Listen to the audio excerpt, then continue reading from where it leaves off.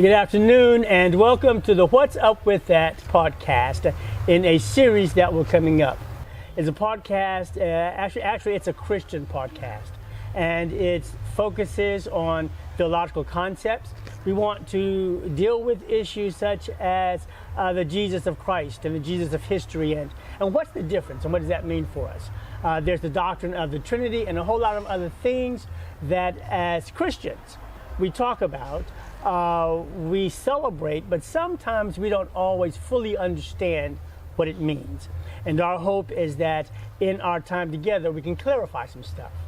But we don't want to stop there, because we also want to deal with the church, and we understand it can be some stuff going on in the church. So I'm just going to mention one topic that is the top of my mind that we hope to deal with, and that's bullies in the church. That can be a real issue from time to time. And I serve as president of an interfaith group in Austin, Texas. And I do believe that interfaith conversations are very, very important. That's just a taste of what this podcast is going to be about. We have a guest with us today that's going to make this time with us today phenomenal. I'm on the continent of Africa, the Motherland, and it was so wonderful to see after we got off the plane. And I'm here, for those who might be familiar with me, Don Brington Chaplain in Austin, here for with a bunch of students for a service trip. But as we got off the plane, it was wonderful to see in the airport, welcome to the Motherland. And so we landed in Africa, and we are in Cape Town, South Africa, and we are in the city, or we are in the township of Lenga. I want to get that right, and in a minute our guest is going to make sure that I got it right. And we've been here, this is our second year here in the township of Lenga. And while we are here, we do service work. We have the blessed opportunity to engage the community and really walk around and get to know the people. And we have a couple of sessions. It's meant to be service, it's meant to be a learning experience, and it's meant to be an opportunity that affords students a cultural experience as well. And in that learning experience last year, there was an awesome young woman who was introduced to us. And she did a lecture and talked about South Africa. And that is none other than our guest today, Dr. Nompilo. Yay! Yay! Glad to have you with us here today, and I'm so grateful because I thought about it, and as I looked at starting this podcast, it was, you're going to South Africa. I have some segments that we're going to be dealing with. Probably we're going to hit them about June, but I did want to begin at least get a couple of podcasts out to share with folk, and I thought, why don't you ask her? And I am so grateful that as I approached you with the idea, you didn't hesitate, you didn't but and maybe let me think about it. You said, yes, it's a wonderful idea. And I am so grateful. I almost started doing a dance. Okay. Just what you know, I almost started doing a dance. I should like to see that dance, actually. Well, that might happen one day, okay? And maybe even before we leave South Africa. Okay. But what I want to do, Dr. Nompilo, you're doing all right. Nompilo. Yeah. Okay. There you go. Is not her full name. Now I asked her, can I get your full name so that I can put the full name out there? I'm doing pretty good with Nompilo. Every now and then but I'm doing pretty good. But I don't want to mess up her name, and so since she's going to tell you her name, we'd like for her to share the university where she teaches. She is a professor, and she does other things as well. A phenomenal woman she is. And want her to tell her just a little bit about what her name and where it is that she works. Okay. Dr. Nompilo, yay! Glad to have you with us. Woo-hoo. Okay. Hello, everybody. Formally, I go by Dr. Nompilo Cindy Ndlovu, but because I'm with family, I don't use titles. So Nompilo is absolutely perfect. Great. Yeah. I am a daughter. I am one of many siblings. I am a sister, and I am I am a child of God, I am an academic, and I'm a community practitioner at heart. So I am African, that I never want to be apologetic for. I am black, and I think I just embrace a lot of things in myself. I'm open to learning and meeting new people, and that's why this program means a lot to me. I was telling you before we started, it never leaves me. I meet so many students in my life, but the HTU group, it doesn't leave me. It teaches me lessons about myself. So what an honor to see you back for the second year in a row. Well, thank you, sir, so very much. Thank you for the work that you've done with our students, and need you to know that they love you. You were sharing about yourself, and rather, can I mention also that we're also at Bridges Academy. Got to give them a shout out. I don't know if you can see this wonderful mural behind me, but it's a wonderful academy here in the township of Langa. We were talking about being here in South Africa, in the township of Langa, your profession in which you are a professor of history, and what really excited me about getting you on is that last year and also this year, I think you spoke to our group on last evening, actually Monday and last evening. You talk about the history of South Africa. Okay. One, as we, and sometimes in the United States, and not everybody, please understand, we understand that there is not always a negative perception of what it means to be African, what it means to be here in Africa. But sometimes there is. And if I had to be honest, last year, when we were coming to Africa, and always wanted to make this journey, right? But there was a thought for a few minutes, because you hear about political coups. You hear about governments taking over and war, and you've got to be careful because you might be kidnapped. And for just a moment, I honestly had that thought. Okay. But somewhere within me, it said, that's not it. I deserve the experience, and the students deserve the experience. Get over it and enjoy it. And it has been amazing for 2 years in a row. So I'd like for you to share with us some of what you share with our students, some of the history of South Africa, this area where we are visiting. Okay. All righty. Thank you. It's very difficult to talk about the history of South Africa specifically, because it's interconnected to the other regions around it. Zimbabwe, Botswana, Lesotho, and everything. And really, as an academic exercise, and based on the way that the African map was cut in 1886, we've actually confined ourselves to very small enclaves of what our history is. But the history was actually across community, across tribe, and across a larger geography. So now they would say there are about, say, 13 Southern African countries, and would try to distinguish them. But the truth of the matter is that once they were very interrelated and they coexisted. So for example, I come from Zimbabwe. I come from a place called Bulawayo. So I would obviously carry a different passport to a South African. But my forebears... So you need a passport to get to other countries in Africa, even within Africa. Yeah, but my forebears actually left during the Mfekane in the early 1800s, and were moving for more land, in the resource crunch land, and just what people would call black-on-black violence. I've always had a problem with that term, and eventually landed in Zimbabwe. But you also find some of those people in Zambia. You find some of those people in modern-day Mozambique. They'll call themselves Zulu, Ndebele, Ngoni, Shangani, but they all have a similar root.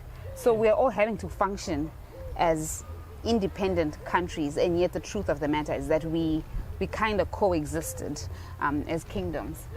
So I will give the history of South Africa on its own, but it's erroneous, because South Africans are part of the Southern African community, and very much their beliefs, their ways of doing, cross cultures.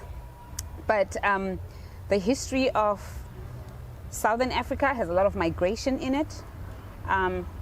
It has wars, conquests, wars for land, resources. It has very many of the strange pictures that you have seen, the developmental pictures, the developmental issues. Can I ask you a question? I don't mean to interrupt, but you said the strange pictures. When you say strange pictures, what kind of strange pictures are you talking about? For me, they're strange because I'm an African. The flies on the nose, the big belly children, the naked children, or the ones that are all fighting for food. Yeah, what Africa has come to represent a lot of different things for different people, based on who is defining its history. Our other problem with South African history is that it has always started in 1652, at least as they teach it in schools, based on when the colonizer arrives, because that's what somebody would say this is history. But I'd like to believe that the people have a much longer history than that. And the oldest skull is actually a Southern African skull. It's an African skull. So we know that from anthropology that we are one of the oldest peoples. So to start us in 1652 in a time chronology is very erroneous, because if we go 2,000 years back or 5,000 years back to the long history, then you get to know about the San people, who were the first peoples in this land. Mm-hmm. Most of them don't exist anymore. And you also get to talk about how people didn't even refer to themselves as tribes and ethnicities, but referred to themselves as kings, kingdoms, nationhoods, and were thriving. So what moved, what did it cause them to, if they didn't do that in its origin, when it began, what caused that to happen that way? What changed from people believing that they were owners and they were kings and they had autonomy? Yes. A lot of things, but I think the colonial project is probably the most damaging. It's not the only thing that would have impacted how the changes that happened, but it's the most damaging, because it comes with it extreme violence. It comes with it religious practices that are very different to the people being forced on them. It also comes with it pillage, stealing the land, the wealth, the resources, and actually subjugating a people that initially believed that they were free.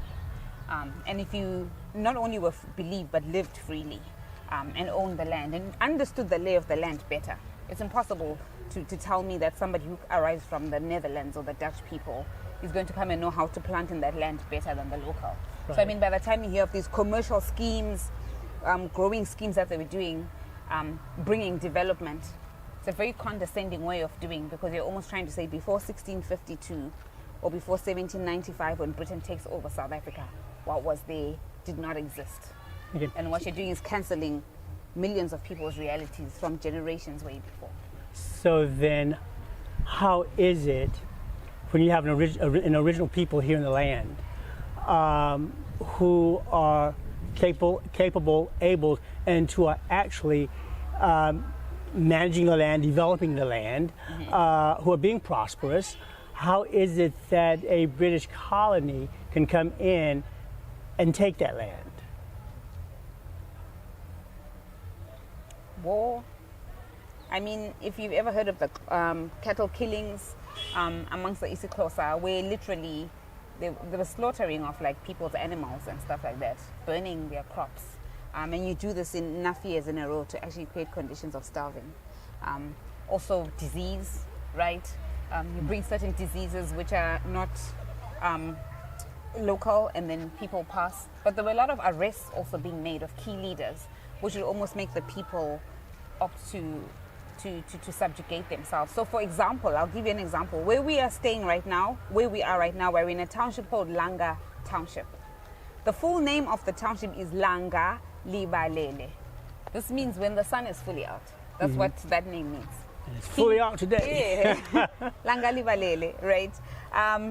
In my language, right? It could mean something else in another iteration, maybe closer.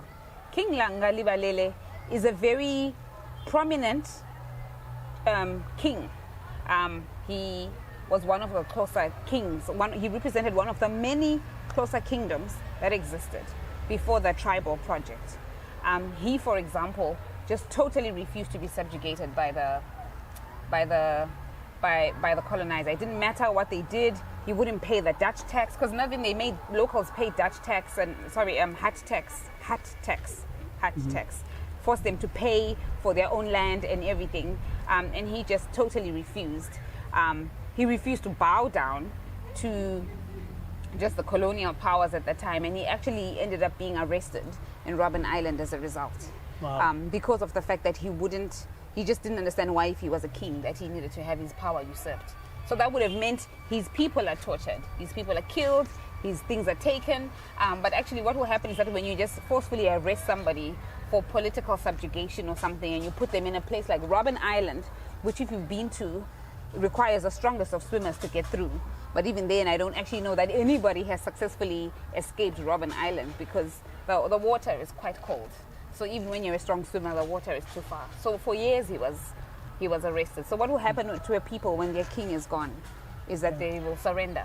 So I mean, things like that will kind of show you what would have happened. Also at the time, the missionaries had a huge role in proselytizing the community. So they often went at the same time with soldiers who tended to use violent means. The missionaries also abuse, I think, the word of peace. Okay. You know, I'm going to, for a moment, can we come back to the missionary piece? I'd like to take that in isolation. Yeah. But you talked about a political system. So what is the political system in Africa that perhaps came about as a result of colonization? So what is that system like that seeks to keep a people subjugated, if that's an appropriate term? I don't know what the political system of Africa is. I think there are many political systems. As we know it, Africa is currently home to 55 nationalities. And in every nation, you have so many different types of people and groups of people in one nation alone. So for me, just as a historical and a political issue, there's always been the need to standardize everything that is African. Whatever some certain closer families would have practiced as politics and order would have been different in a different place. So I can never tell you that there is one system. There were different systems at play. But all that needs to be known is that people were governed. They had ways of governing, whether it was through the monarchy, whether it was through the army, whether it was a patriarchal society or a matriarchal. People were governed. People went to school. They may have had other informal ways of education, but they were very much educated in what they needed to know. How to be a hunter-gatherer, how to be wise, how to make decisions, how to do justice, how to plant food, how to do medicine, what indigenous medicine means. So I do know that those systems existed. They may have had the term indigeneity associated to them, which is also an issue. I mean, every time people speak about African things that existed or their development, they'll say there were some indigenous things, as if you almost need to use the word indigenous. We need to say there was medicine in the same way that there was medicine in the US. There was justice in the same way that there was justice. I appreciate that history. I'd like to ask. We've been here for 7 days. I think maybe 8 today. We've had the opportunity to travel through Cape Town. And many of our students were amazed because when we got to Cape Town, it's like, I won't say Austin, it's bigger than Austin, Texas, all right? You're talking about Houston, Chicago, right? But then you travel about 15 to 20 minutes and you get to the township of Lenga. And when you get to the township of Lenga, it has its parts where there are those who are living well. But a large part of it are the people in poverty. And took a ride with one of the organizations we were working with here, Meals on Wheels. And there was a community that my heart almost broke. Okay. Right? So what is it about systems and structures that allows that to happen today? Okay. 1948 really, and the apartheid government further entrenches certain policies. The National Party, others will call it the Afrikaner government, really just took to the next level what colonization had already started. These guys were policy happy, man. They had policies for everything, mixed marriages, Bantu Education Act. You are black, therefore you should have Bantu education versus. They were very much about divisions. And so that's where we end up having the racial categories. Okay. White, black, colored, Indian, and that each deserve different amounts and different different resources. Right. So this is how, when you came in and you saw everything so developed and beautiful, then you associated it to the minority because that's what they felt they were owed, right? They institutionalized race. Whereas in a pass system where Africans had to carry passes to survive, they were relegated to the outskirts of the city, and usually where they weren't seen. Because guess what? You know what? Wealthy white South Africans needed domestic help. They needed cleaners, what they would have called house girls, and they needed gardeners, what they would have called garden boys. And so actually they were not going to be seen. The idea was that they should live in the outskirts and they should go and serve those people. So actually it's a political system, which we are sold today mostly, which speaks of democracy, which has been set politically in the world as a better system to what many Africans may have done on their own. But it doesn't necessarily look like it has made life better. It has brought inequality. It has always actually never stood up for the rights of the black man. It has benefited itself from being an academic theory and whose practice has always disempowered the African. So this is democracy. It's the fact that the Africans are all stuffed in langa away from the eyes, and everybody else is in this beautifully developed city. And they voted those ideas in because they were allowed to vote. The black man wasn't allowed to vote before 94. So I guess they were making decisions on behalf of. Yeah. They were taking power for, right? They entrenched power dynamics in their democracy. And what really was astounding is that as you talked, and as you're talking now, that's democracy, right? Right. We're in the middle of an election in the United States, and right now I'm getting a little excited because the parallels are so amazing, right? Folks say, well, at least we're not in Africa, but the parallels are so amazing. We talk about democracy. One of the issues now is we have a Republican group that's, in my opinion, crazy. We have a Democratic group that I'm a Democrat. I think Biden is doing well. I think he's done a great job. Yeah. But at the same time, we have nothing and no one better to replace him. Okay. We talk about democracy in a system where you try to pull the votes of people of color, but what you do, you don't do those kinds of things that are really going to benefit those people of color. And if I may be a little bit more pointed, because I'm black, but you don't do that which elevates a black community in a real and in a significant way. Yet you want them to be Democrats. For me, it's something wrong with the picture. Right. We might do a little bit more than put a playground in the projects, but now putting a playground in my projects, it's called elevation. Something wrong with that picture, right? So I don't know if you can identify with that. They elevate stocks and stuff like that. They buy stocks and everything. Then our elevators, what, 1 or 2 playgrounds in Africa. Of course, the well. I mean, the well is like the epitome of elevation. And then they're right. You are correct. The political systems as we know it are not suited necessarily to address African issues. And it seems that would be the same with you guys. The system is not really built to address the issues of a black community in a significant way. I'm going to say there are incremental kinds of things and very small things, and they happen very slowly. Yeah. But is it really making a big difference? And it's actually an issue in a country like South Africa where the majority of the population are the Africans, the black populace. And when I mean black, I mean it's the black spelled with a big B, which stands for black as in Indian, colored, and African. So normally when we use the big B, we represent anybody who was brown and black, who wasn't white, who form, a serious and extreme majority of the nation. So you are right to say, now that they are the voter population, which they weren't before 94, right? I can see how whiteness at that time would have pushed their own agenda and developed life for themselves. How are we seeing that in a new time, after Nelson Mandela comes in, the politics is that the majority of the populace are voting and are winning. This is how you get the ANC party winning. But it's still not trickling down to the communities or making any difference. But I want to blame the new governments because they've also created out of themselves an African bourgeoisie elites. They've done exactly what the their white counterparts did before them. But I guess when they didn't have that life, they wanted it. Right. So now that they have it, they drive the Rolls Royces. They put their children in private school out of the country.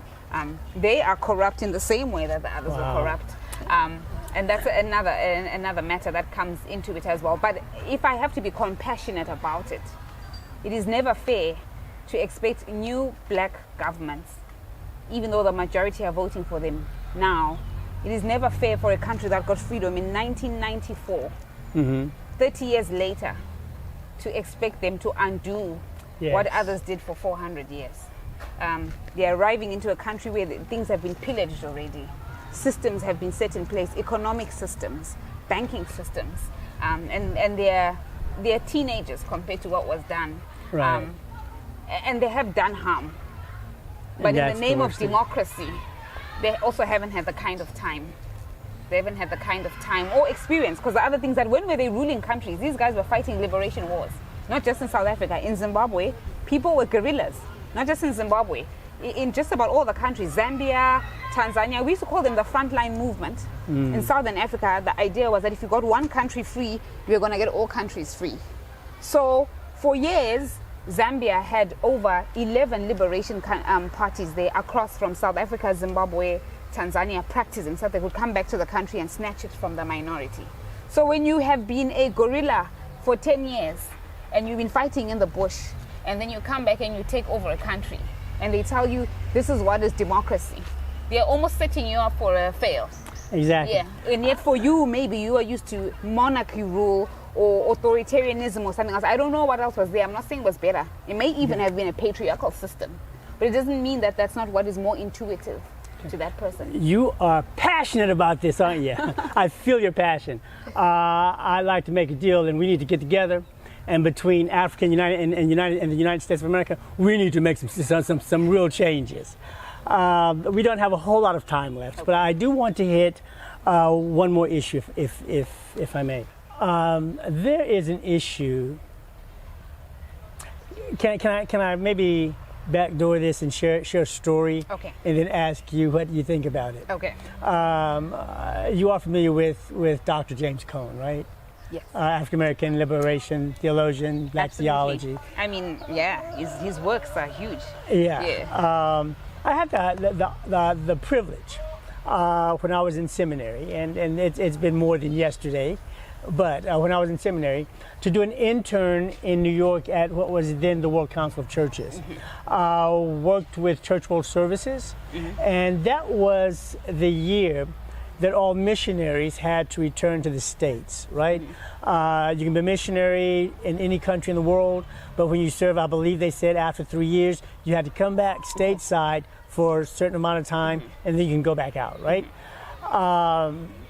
In this intern, we were privileged to be a part. Well, I was working with Church World Service, right? So we were privileged to, when they had this conference of all of their missionaries throughout the world come back. We were privileged to be a part of that, right? It was myself and 6 other interns, 5 other interns. I made 6, right? Dr. James Cone was the speaker in residence. So, I mean, it was for a week, and since he was a speaker in residence, it means that every evening he was a highlighted speaker. I see. Right? And he was doing, I mean, he was hitting stuff left and right, theology and what was going on in the world and how we deal with people and all this good stuff. And I met a woman, right? And she's a white woman. Okay. And I don't know, it's been 25 years maybe. Okay. So I don't know where she is, but I'm not going to call her. Can I give her a makeup name? Give her a makeup name. We'll say Susie, right? I met Susie, and Susie and I had some wonderful conversations in the evening, right? After he would get through speaking, and I don't know why, but Susie and I would get together, and we'd have dinner, and she was so supportive and affirmative of James Cone and what he was saying and how right he was and how the people who were there didn't need to get angry because he was speaking truth to power, right? And that was the thing, speak truth to power. He was speaking truth to power, so he was okay. Well, on this particular evening, James Cone began to talk about missionaries. And he began to really hit hard on the role in going to other countries, Africa and other countries within the world. Conversations that, they did not go and seek to meet the needs of the people. They went with their own agenda. And, stuff, he talked and Sissy began to get puffed. All right. In fact, Sissy got so puffed that on that evening when we had dinner, the only thing she says, that man, how dare he? And the only thing I said is, did he say anything that was true? And remembering, you have, in the early part of the week, applauded him for speaking truth to power. Yeah. So what are you saying? Is he all of a sudden not speaking truth? And she said, well, yes, but that's not true of everybody. I don't do that. To which I replied, Sissy, you may not do it, but if you don't speak out against it, you are guilty by your silence. You're a bystander. As a person who is from Africa, how do you perceive the role of missionaries in the world? Can that be a first one? Because after you get through doing that, I also want to ask, how do you perceive those who come to do missionary in Africa now? We're here to do, I've changed it since last year.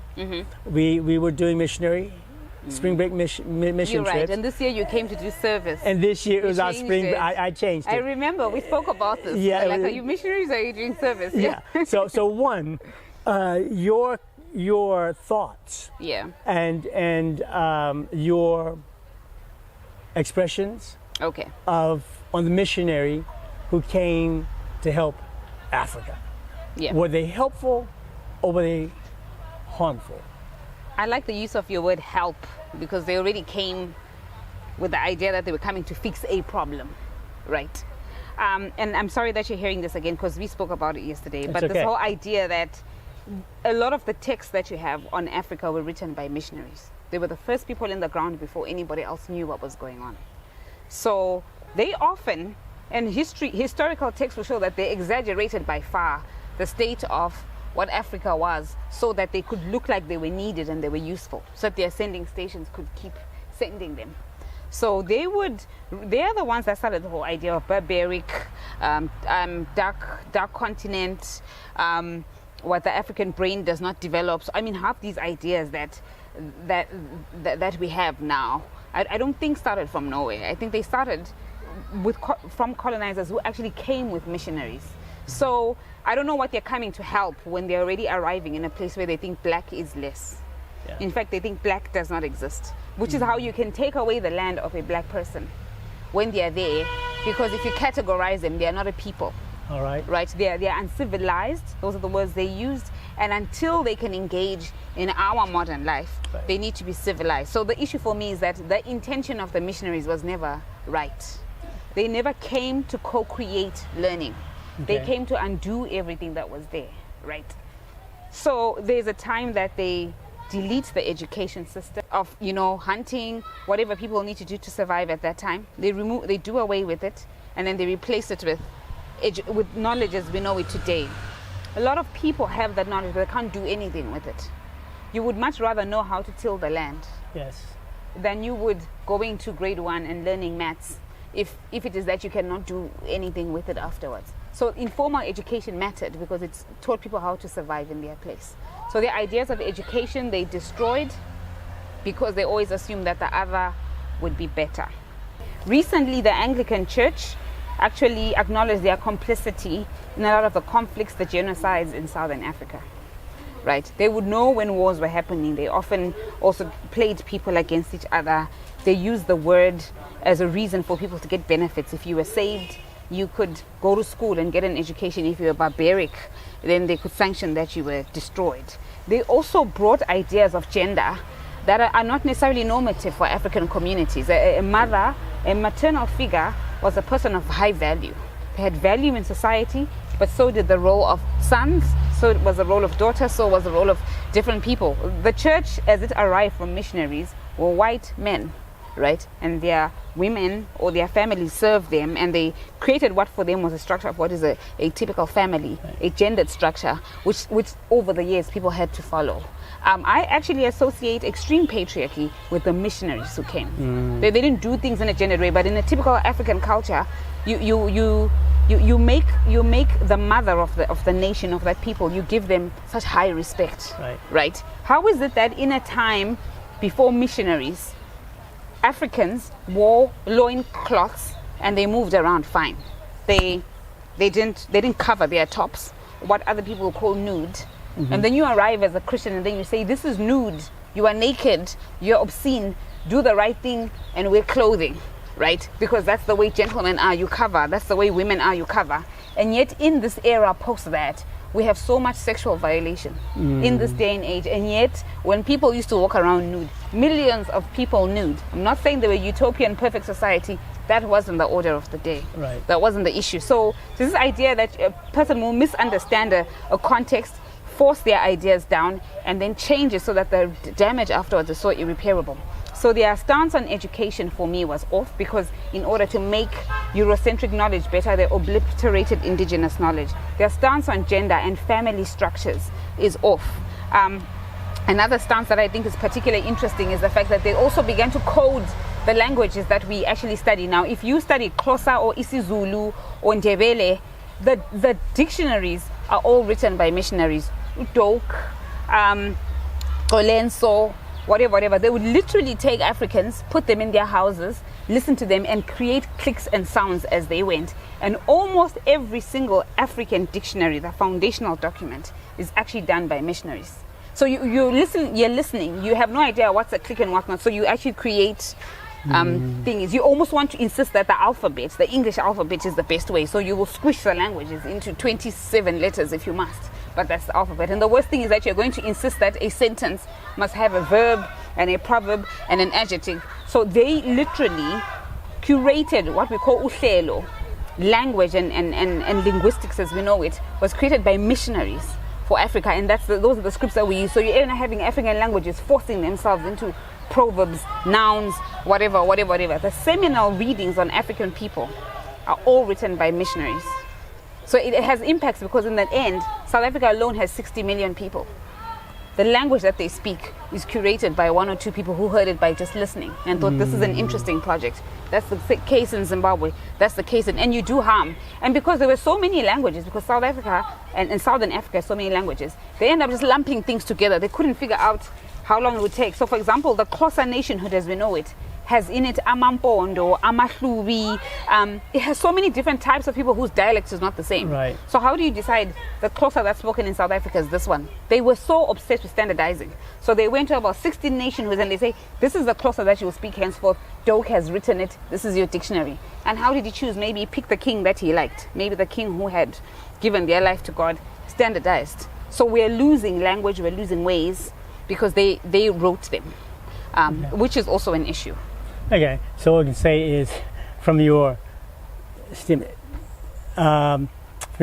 that there has been much harm done. Time is getting short, and our group is about to move, and I want to thank you for being here. I really wanted to talk about missionaries and what they do today and how you perceive that. Can I answer that quickly so that we close your interview or not? Answer quickly as you close the interview, and then before we actually close it, I want to point out something. Okay. I think the issue wasn't who missionaries were, it's what they represented. I think the modern day missionary knows God and serves God in their heart and lives out that work. They don't need to travel all the way to Africa to be a missionary. You guys are missionary in your day-to-day world. And the modern understanding of missionary I can accept. It's somebody who God fears and somebody who serves and somebody who lives a Christ-like life. And I think there is room for the modern missionary in a time when the world has changed, because our understanding and our concept of Christ and doing Christ is different. It's inspired by love, humility, the ability to learn, community, And so there is room today for a missionary, whereas the older missionary, there wasn't room for. It's wonderful to know that as people who love God and who serve Christ, I think sometimes we use that word Christian too loosely. Yeah. But it's people who Christ-like. love God and Yeah. serve Christ and seek to be Christ-like, Yeah. that we're doing a better job. Yeah. I want to hang out with you again. I heard your click a couple of times, right? Yes. And the click is part of the Yeah. classic language, right? Yeah, I've got a click for you. Yeah, do a click for me. Okay, I will. I'll do a sentence. I'll do a sentence with cues. Okay. Uma uqede, ugede, uqethu. You better go, girl. You gotta go, girl. It's a tongue twister, like how you guys would do red lorry, yellow lorry. When we grew up, we say, "Uma uqede, uqethu." Yeah. But All that's right. the cue. All right. I appreciate having you here. Thank you so much for being here. And while we may have to get together again long distance, we're going to do this again, even if it has to be through Zoom. And I hate Zoom. That's all but right. to have you here and to have conversation with you has been it's amazing. And we must do this again. All right. Can we agree to do that? Absolutely. Can I give you a hug? Yeah, of course you can. Hey, all right. We end with join us in another few weeks as we look at the issues of all things spiritual religious and ask the question, what's up with that?